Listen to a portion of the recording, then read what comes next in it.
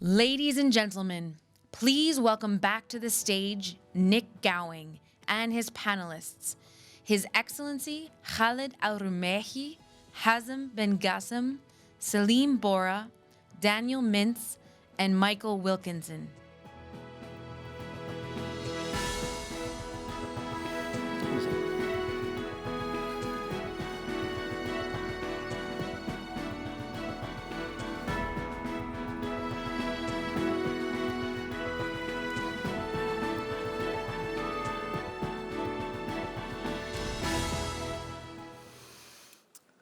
Let's keep the momentum moving because there's no stop between now and mid-afternoon.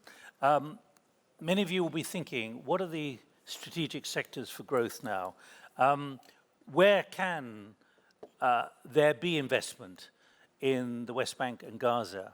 How can it be achieved? Well, we've got five leading figures who do that kind of stuff, do invest, and do operate in these kind of areas, often where there have been difficulties, but have taken risks as well. So what I'd like them to do is introduce each other, because they can be more efficient at explaining what they do than I can. Salim. Thank you, Nick. Actually, I'm chairman of Summa Construction Company. We work globally. In Turkey? From Turkey, from Istanbul, Turkey. And I'm also deputy president of Turkish Contractors Association, as well as board member of European International Contractors Association. So and where are your contractors working at the moment? Our jobs are, actually, Turkish contractors have been working in 180 countries since 70 years and accomplished more than 9,300 projects, up to $380 billion worth of jobs. So I know exactly where our contractors operate, how they collaborate with other partners in third countries. So I'll be giving some examples later on. Daniel. I'm the founder of Olympus Capital Asia, which is a private equity fund investing primarily in Asia, although to a lesser extent in the GCC. And which areas, give us a little more detail about the kind of areas you have experience of, which can be models for West Bank and Gaza. So we've been a big investor in India and Southeast Asia in the microfinance sector and lending to SMEs. And I would think that that would be a great sector, a great sector to really focus on. Would you like us to repeat what Daniel said? Because if no one was hearing it, is that microphone working better? Nope. No. No. I'm going to come back in a moment. Let's try, Khalid, with you. Just give us your background. I'll come back to you in a moment, Daniel. Sure, Nick. I'm the chief executive of the Bahrain Economic Development Board, which is an institution that really reaches out to investors around this table and tries to, number one, we set economic strategy. What sectors do we as a country want to attract investment in? What policies do we need to have in place? And then we reach out to those investors and attract FDI to the country. Good. Daniel, let's try again. Okay.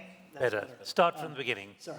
I'm a founder of Olympus Capital Asia, which is a private equity firm that focuses primarily on Asia, also to a lesser extent in the GCC. One of our largest sectors has been investing in microfinance and SME lenders in places like India and Southeast Asia. And for my money, that would be a great sector to focus on and really expand here because it impacts lots and lots of lower income people, is a big jobs creator, and increases financial access. We'll get more detail in a moment. Michael. Hi, I'm Mike Wilkinson from Bechtel. Bechtel is America's largest engineering and construction companies and one of the largest in the world. And we build large, heavy civil infrastructure projects all over the world. But in addition to doing the large projects in emerging and developed economies, we do a lot of work in new infrastructure where a country might not have any infrastructure and they're just embarking on the infrastructure development, or where the infrastructure has been destroyed for some reason and it's restoration or reconstruction. How would you describe your experience, particularly in this region? We've been operating in the Middle East we're 120 years old and we've been operating in the Middle East for about 80 years, 80 of those 120 years. So we're very experienced all through this region. All right. Hazem. Morning, Nick. Morning, everyone. Hazem Ben Gassam, I represent the Investcorp Group. Who we are? We are probably one of the oldest private equity investors globally, investing anywhere from China all the way to California. Today, about 24 billion AUM, but probably what's more relevant is over the last 10 years, we have deployed about 1.5 billion of equity in this part of the world, in the MENA region.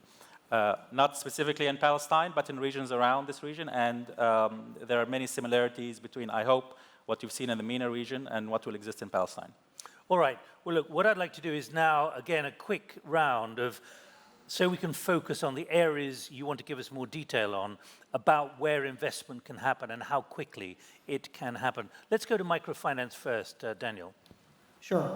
So, And you better explain what microfinance is, because it's been through many iterations, and it's Yeah. easy to assume it's being done in the same way it was 10 years ago. yeah, so we've got about 3 million customers, and we're lending anything from $200 to $3,000 a pop. And thanks to digitization, you can actually deliver that quite efficiently to people. And we've been able to drive down our operating costs, the interest costs we charge, and still maintain a decent return on equity in these regions. And in Palestine, there is a record of some regulation to support microfinance, but at a pretty small scale. I think there's people here from the U.S. Overseas Private Investment Corp. They're actually pretty active in that sector, although I think it would be much, much larger in the event you had real stability and much greater impact. There have been a lot of bumps and scrapes on the microfinance experience over the years. Is there now a pretty clear model which could be used in the West Bank and Gaza, which would immediately be adoptable, particularly when it comes to regulation and not being exploited? Yeah, I think if you look at India, there was a point where people were charging exorbitant rates to very low-income people. It was not a sustainable or fair structure. And there was corruption. There was corruption, and there was a lot of law. It blew up at one point in 2010. So the government came in, they put in regulations, they capped interest rates, they made sure there was a credit bureau so all the information was available, so loss rates went down. And so now there's a sustainable, fast-growing industry. It's not as profitable as it once was, but it's stable and sustainable, and it's good for the people who are borrowing the money. And they're using it, by the way, for income-producing activities, whether it's buying a cow or a small light manufacturing, very small businesses. Now, one of the critical areas and issues on the 140-page document is governance and regulation. How vital is that for microfinance to work? It's absolutely vital, because in order to lend at low rates, you have to have a structure where you think you're going to get your money back. You really need to have a profit-making sector, because it's a very capital-intensive industry. You lend, it continues to grow, so you're not going to be making enough money to just feed your growth through retained earnings. So you do need to bring in both development capital, but also private sector capital to really take advantage of it. And we're seeing growth rates of 25–40%. Okay. Now, we have two big construction companies here, one from Turkey, one from all over the place. So let's get a perspective now on how you're seeing the potential. Even though your company is not working directly in the Middle East, you are representing the Constructors Association from Turkey, which has been incredibly successful, particularly in northern Iraq. Quickly, Salim, what are the overarching principles about the threshold that has to be there before your members will consider actively investing and taking risk in West Bank and Gaza? I would like to give some figures before I give my comments, actually. You know, from 4 hours flying distance from Istanbul, there are 58 countries. We do $180 billion export every year. The population is 81 million. And the average age is 30, as compared to Europe, 40. And the Turkish contractors know how, starting with Libya, then going to ex-Soviet republics, you know, Commonwealth of Independent States, Turkmenistan, Kyrgyzstan, Azerbaijan, then going to Balkans, going to Middle East at the same time, then going back to Libya in the second term, and then sub-Saharan Africa. So a lot of experience have been accumulated over the 60 years of history of contractors. And between Istanbul and Tel Aviv, every day there are 14 flights, every day. And it's 2 hours only. Same with Cairo, 3-4 flights a day. Same with Amman, 3-4 flights a day, all 2 hours distance. So the know-how and manufacturing power accumulated in Turkey is, I think, a key factor in stimulating these efforts and initiations. But what I'm trying to get to is, what is the risk threshold? What has to be met before you will take that kind of risk or... Stability, security, number one issue in every country we want to go. Actually, we've been working in sub-Saharan African countries like Niger. Rwanda example was given a number of times, so it's a very good example. Strong leadership, stability, security. I'm not sure if you're following, in 2 weeks' time, there will be the 33rd African Union Summit to take place in Niger, in Niamey, one of the poorest countries in Africa. We, as SUMA, invested 200 million within last year to build their airport and to build the first 5-star hotel, which will accommodate the heads of states and all the guests. So what the business is looking for, a decent place, a decent airport, a decent hotel to stay, a decent leadership to make negotiations, political risk insurance. If you have these minimums, I think the rest will follow.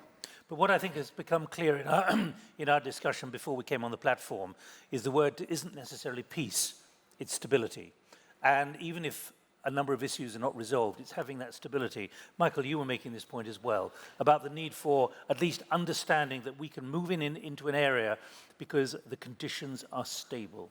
That's exactly right. I mean, Bechtel works in some really challenging parts of the world, and things don't have to be perfect before we'll go in there and work, but we do look at a minimum level of political stability, political commitment to the infrastructure investment, because the infrastructure projects that we do require significant investment, and it's important to do them in the right way and get them right, because otherwise they could have exactly the opposite effect on the economy than you're trying to achieve. So as long as there's that stability and political commitment, and then the security in terms of the safety of our people that we send into the country, and we rely heavily on local supply chains and local workforces, that their security can be guaranteed to a level, then we're comfortable going in.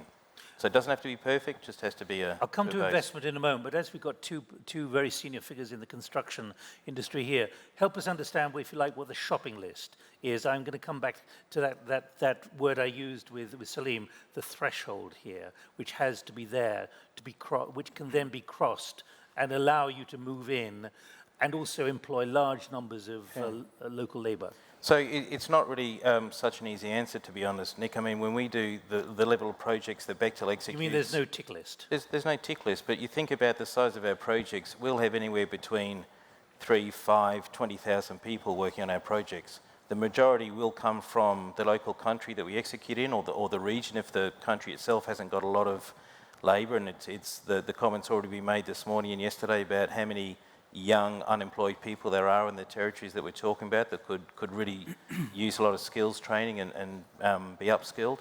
But it really is assessing so many different risks and issues, and we do it, you know, in conjunction with a whole lot of our internal experts and external experts, and we just have to form a view as a company, are we comfortable going in?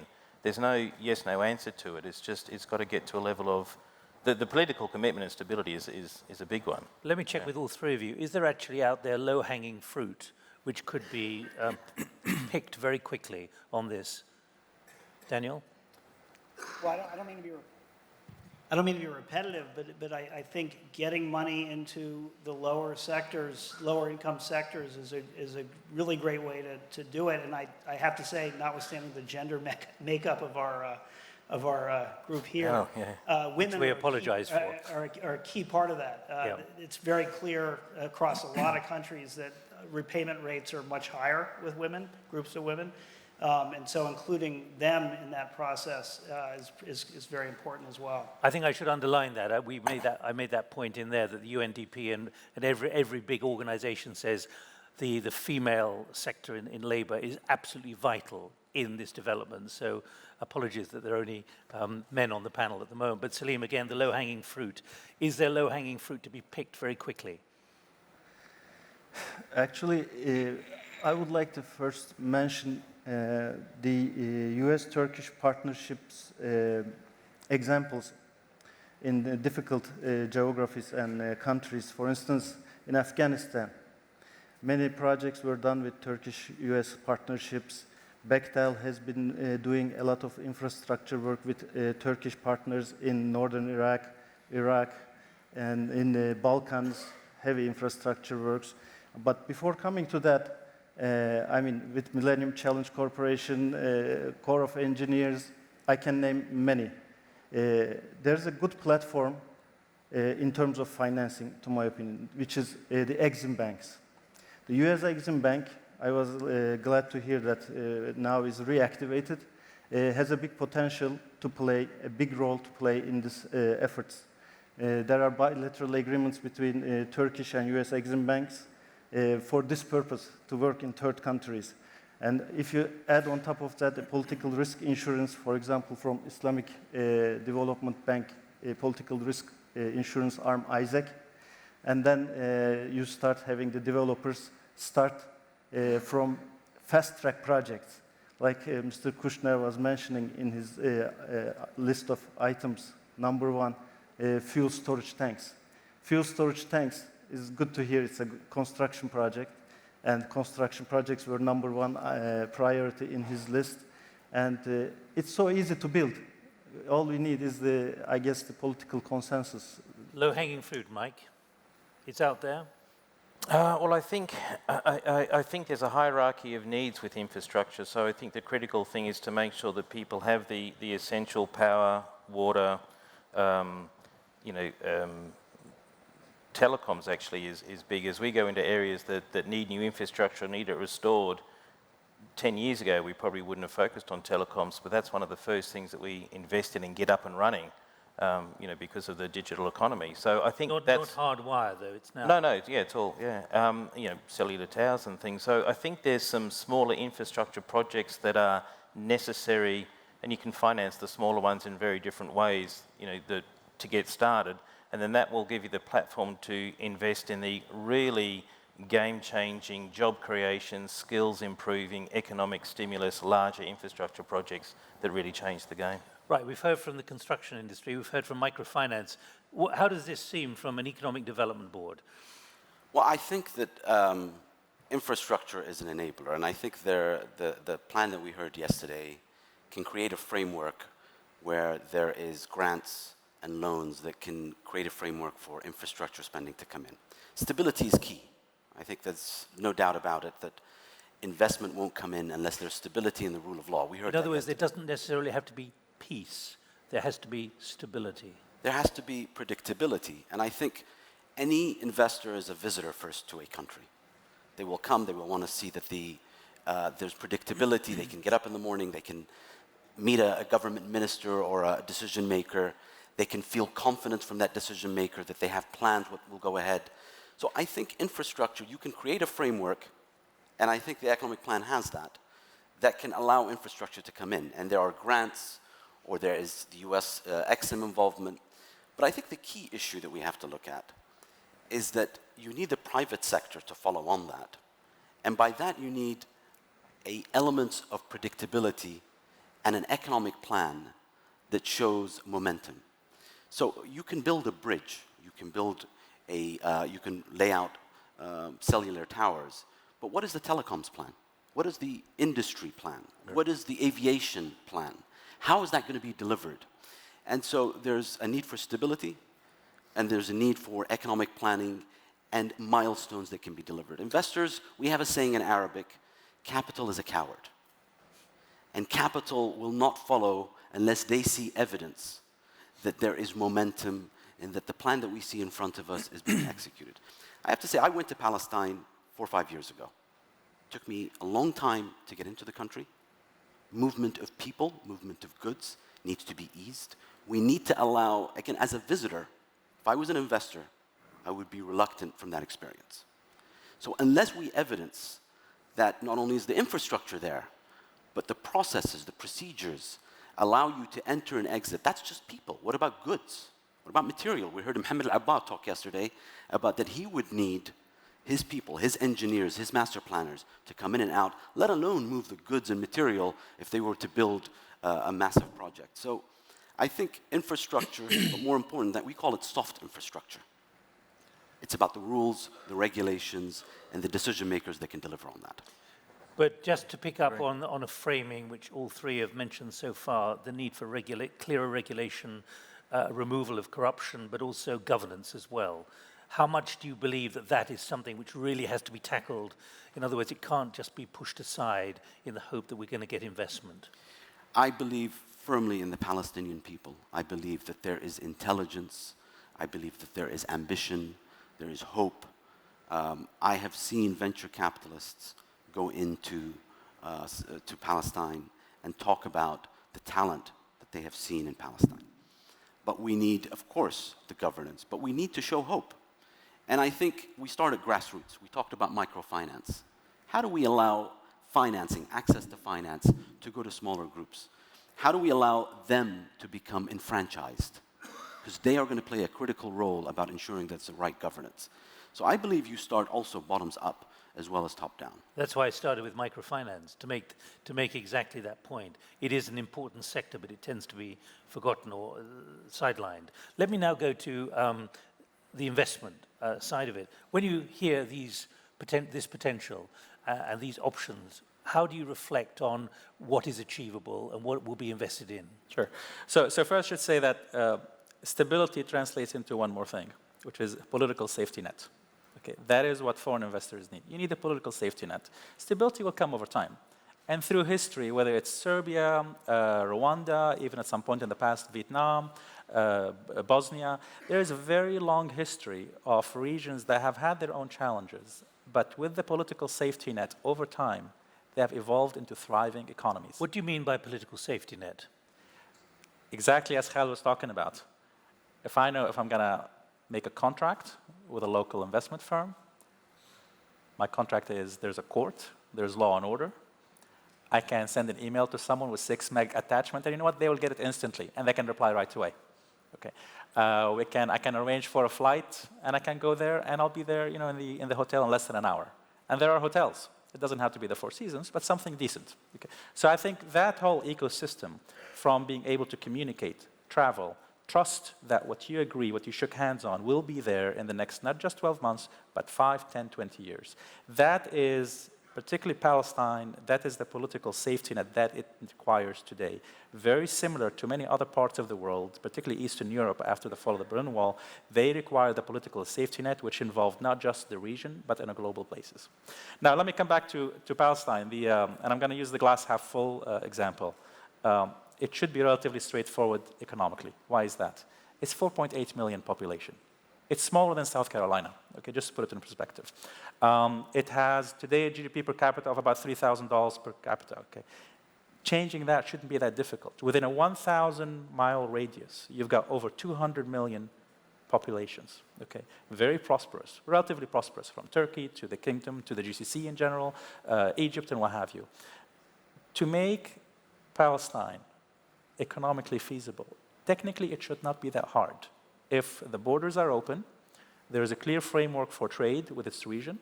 Palestine does not have is not blessed with natural resources like many other regions. So what they have is the 4.8 million. Okay. Today, that part of the world, if you take an immediate access, infrastructure investing will be a fantastic start. Why is that? It accomplishes 2 fantastic initiatives immediately. First of all, long-term infrastructure for what you do in the future. However, short-term, which is very important, employment. No better sector employs blue-collar or your low-income employee base than the infrastructure sector. So you'll instantly start to get salaries into people's pockets. That will start to create an element of trust, which is first and foremost more probably important than the economic well-being. Start with trust. Finally, a lot of talk about peace and what have you. We have seen through investing now close to 4 decades, income brings stability, stability brings peace. Okay, you got to follow that Do you think path. there's a very clear relationship established on that? I think history has proven that economic prosperity brings peace. I'm no expert, but however, just judging back by history, it has definitely been the case. Let me just test that. Salim, is that your experience, that economic development and this kind of investment we're talking about does enhance the potential for certainly stability, if not peace as well? Definitely, I agree with that. For instance, when we built this airport, it creates automatically an ecosystem of 30 SMEs around this infrastructure. So it means employment, it means new hope for the youth, young generation. And it's so amazing to see how fast the SMEs are gathered around those infrastructure works. Do you agree, Daniel? Not completely. I mean, I think in general, there's Microphone, sorry. I don't completely agree. Just in general, there is that relationship. I think it is a fact in this circumstance, the politics, you can't remove it. So more development is great, but you're going to have to deal with the political thing to get large-scale capital in. I don't think, I didn't say peace, but you're going to have to get stability. It's not just going to be caused by economic development. But do you think that the potential to borrow a few $100s is enough to persuade someone who's wanting to do that to move away from radicalization, to move away from being involved in a conflict and seeing potential? Not in isolation, no. I mean, it's a lot. It's a multi-factor, very, very knotty challenge we're dealing with. So no, I wouldn't simplify it like that. All right, Khalid. I think human dignity is essential for stability. So I would agree with Hazem that you need to have a vested interest in the status quo. So if we look at the opposite, if you have nothing to lose, that's a recipe for conflict. Because then you will either blow yourself up, you have nothing to lose. So you need to create something to lose. You need to create a vested interest for that individual. However, dignity, the ability for Palestinians to have rights and dignity within their nation state is also essential. Now, I'm not sure that's completely tied to your salary, to your income. It also has to do with much more than that. So I would agree that that's a component, and you need to have something to lose in order to move towards stability. Mike, what's your experience at Bechtel? So my experience is that it's a contributing and possibly causative factor, but it's not sufficient. Possibly cause. Of itself. And it comes back to the one point I made before about its infrastructure investment and development has to be done right. And I think Hazem made a very good point about the long-term view. So when we talk to governments about the investment that they're going to make either directly or through introducing private finance to infrastructure, we talk about how is it going to improve the lives of your population? How's it going to make their lives better, simpler, either money in their pocket or easier to get from A to B to get to work? How's it going to improve their skills? How are you going to invest in the supply chain in your own country, etc.? If all those things are planned properly and thought about properly and the correct investment is made and the deal is done properly, it can really stimulate what we're talking about. If it's done wrong, it can have the opposite effect. Let's just pick up a word that Khalid used earlier about employment. Is it actually more about work? Because obviously the next generation right around the world is thinking of the gig economy, doesn't necessarily want to have a job, but it wants to have work. Is the way in which we have to think of the way people are employed or using their time, should there be a different approach on that? Obviously, if they're working for a construction company, they tend to be employed on some kind of contractual basis. But does even the language we're using have to change to understand the potential? Because it's changing in other parts of the world. Partly. I think we started looking at the gig economy really closely a few years ago, and we're not convinced that it's here to stay or whether it's a short-term trend and how widespread it is. And you're absolutely right in our field. It's an incredibly mobile workforce. We absolutely invest in and use a lot of locals, but there is a global mobile workforce that moves around from job to job. What is the percentage split? So typically in the work that you mentioned that we're doing in the Balkans with another Turkish company, we were hiring 80% locals. So it's the majority. It would be definitely above 50, as high as 80 or 90%. It all depends on the skills and how much we would have to invest to upskill them. So I think the gig economy is something that we often find it's more relevant to our corporate offices rather than out in the field. There's still that core construction people who want to get out and get their fingernails dirty and build stuff, and it's terrific. Yeah. It is. We've got 5 minutes to run. We're not here to talk about politics, but we do need to talk about political risk and the kind of assessments that you make. You in your Turkish construction companies are working in some pretty difficult areas, but you're taking those risks. How do we define it? How do people here need to go away understanding the kind of calculations that you're making about what risk involves, but the risk benefit as well? It's quite difficult to calculate those risks because it's, I guess, the cultural appetite in a way, or corporate appetite, and of course the backing up the governments is essential when you are supported with Exim Bank fundings, etc. That's a key factor when you go to new markets, and I guess it's a decision at the end of the day. Political risk, Daniel.